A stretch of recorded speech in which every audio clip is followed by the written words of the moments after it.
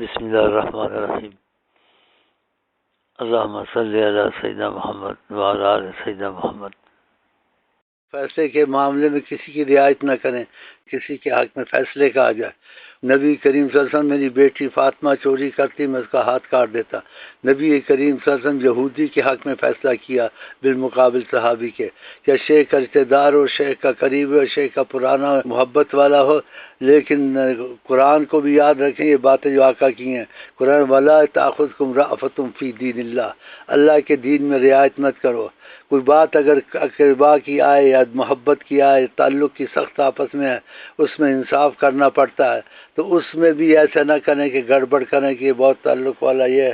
تو قرآن وَلَا فَاللَّهُ أَوْلَىٰ بِهِمَا، اللہ سب سے زیادہ اس کے حق کو پہچانا جائے اور اللہ کے معاملے کو پہلے رکھا جائے۔ تو رشتہ داری کو بیچ میں نہ رکھیں، تعلقات کو نہ رکھیں۔ شیخ کی 100 سال خدمت کی ہے، رشتہ دار ہے، شیخ کا بیٹا ہے، شیخ کا بھانجا ہے، اس کی بھی رعایت نہیں کرنی ہے۔ کہ اللہ کے معاملے، نبی کریم صلی اللہ علیہ وسلم کے معاملے رعایت کسی کی نہیں رکھنی ہے، اور مذاق بھی نہیں کرنا ہے۔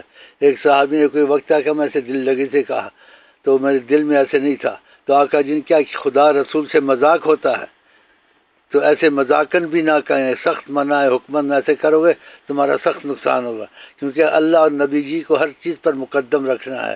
نہ تعلق کا ادھر رعایت کرنی ہے، نہ رشتہ داری کی تعلق کرنی ہے، نہ دل لگی کرنی ہے، یہ ادب کے خلاف ہے۔ اور یہ اللہ رسول کی جیسے دل لگی معاملہ میں دل لگی کی ہے، تو سمجھو اللہ رسول کی اس کے دل میں عظمت نہیں ہے۔